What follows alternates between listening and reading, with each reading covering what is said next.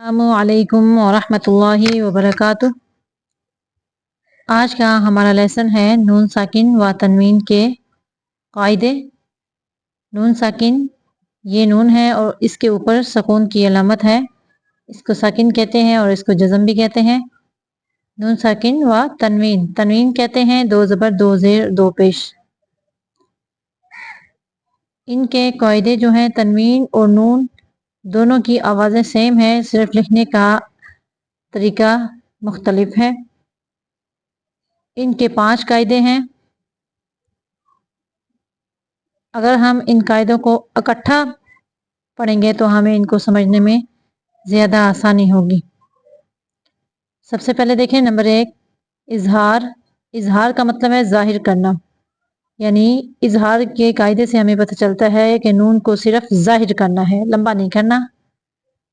इकलाब, इकलाब के कायदे से हमें पता चलता है कि किसी चीज़ को इसकी हकीकत से फेर देना, यानी एक लफ्ज़ है उसको उसकी हकीकत से उसको फेर देना, यानी इकलाब का मतलब होता है बदलना, बदल देना। आगे है इदगाम। इदगाम का माना है एक चीज़ को दूसरी चीज़ में मिला देना, यानी दो साकिन, एक ही जिन्स के दो साकिन हरूफ हो, पहला साकिन दूसरा मुतहरिक, दोनों को आपस में मिला के इदगाम होगा, शद दी जाएगी तो फिर इदगाम होगा। आगे है इख्फा। इख्फा का मतलब होता है छुपाना।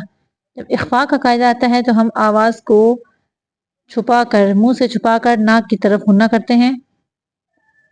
आगे है इजहार मुतलक। इजहार मुतलक का भी माना है जाहिर करना। अब हम इनकी तारीफें पढ़ लेते हैं, इनकी डेफिनेशन देख लेते हैं। किस किस की? इजहार की, इकलाब की, इदगाम, इख्फा और इजहार मुतलक की। ये देखें इजहार का कायदा। इजहार का माना है जाहिर करना। जब नून साकिन, ये नून साकिन या तनवीन दो ज़बर दो ज़ेर दो पेश, यानी तनवीन के बाद हरूफ हल्की। हरूफ हल्की वो हरूफ हैं जो हलक से निकलते हैं, पहले हम इनके बारे में पढ़ चुके हैं।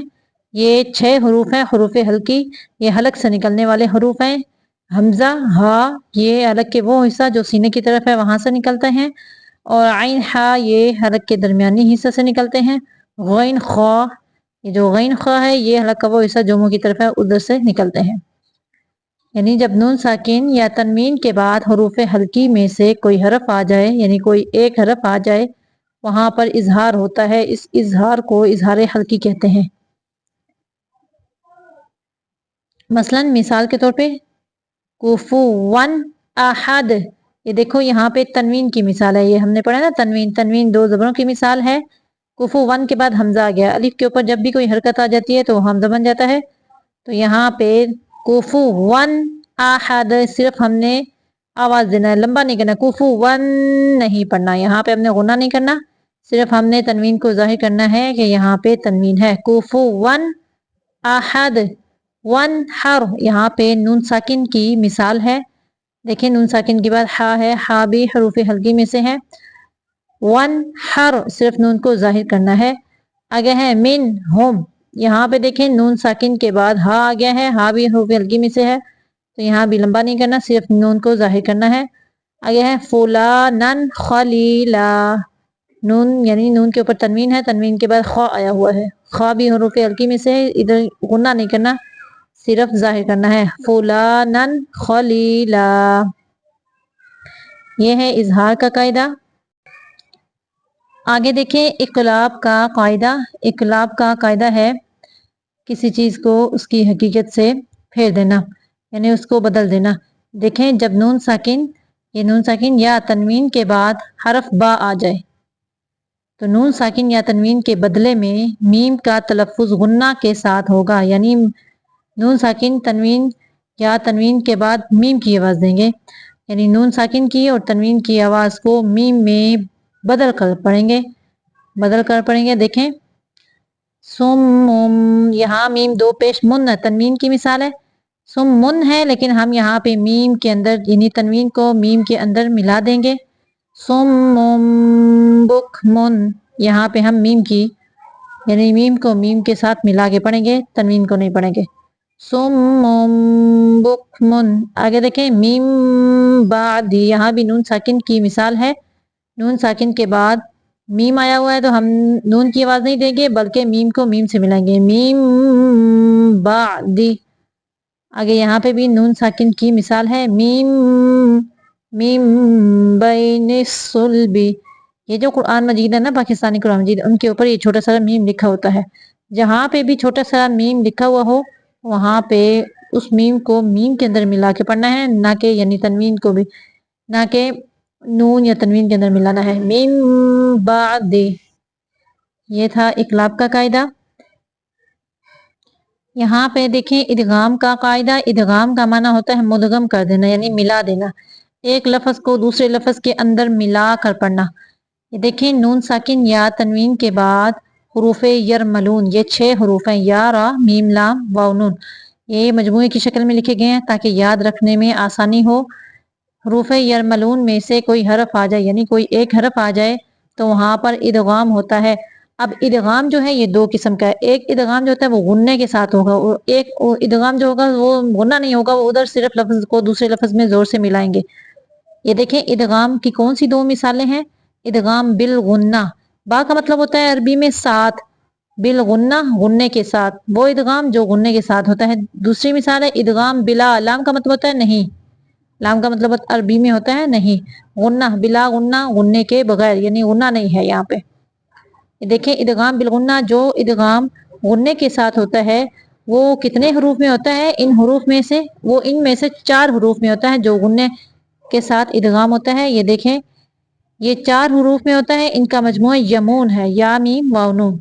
यहाँ पे देखें यहाँ से हमने या मीम वाव नून 4 हरूफ को अलग करके यमून दे दिया। अब पीछे 2 रह गए, ये देखें रा और लाम रह गए हैं, ये आगे इनके अंदर गुन्ना नहीं होता।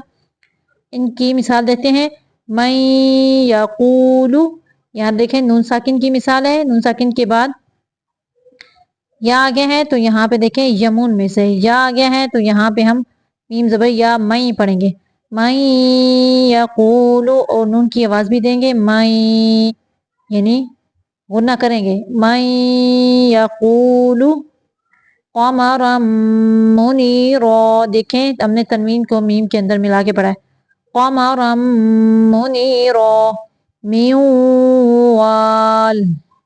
यहाँ पे देखें नून साकिन की आवाज भी दी और मीम को वाव के अंदर मिलाकर मुदगम करके पढ़ा है गुन्ने के साथ, मिवाल।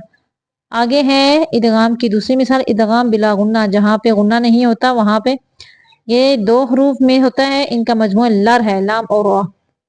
ये देखें इनकी मिसाल, नून साकिन की मिसाल है मिल्लादुन, मिल्ला, मिन ला नहीं पढ़ना, मीम जेर लाम मिल, मिल्लादुन। आगे देखें ये है तनवीन की मिसाल, गफूरुर रहीमा, गफूरुर रहीमा। आगे देखें हुदल लिल मुत्तकीन, यहाँ पे तनवीन की मिसाल है, तनवीन को लाम के अंदर मिलाया, हुदल लिल मुत्तकीन। ये था इदगाम का कायदा। आगे देखें इख्फा का कायदा। इख्फा का कायदा जो है ये बहुत आसान है।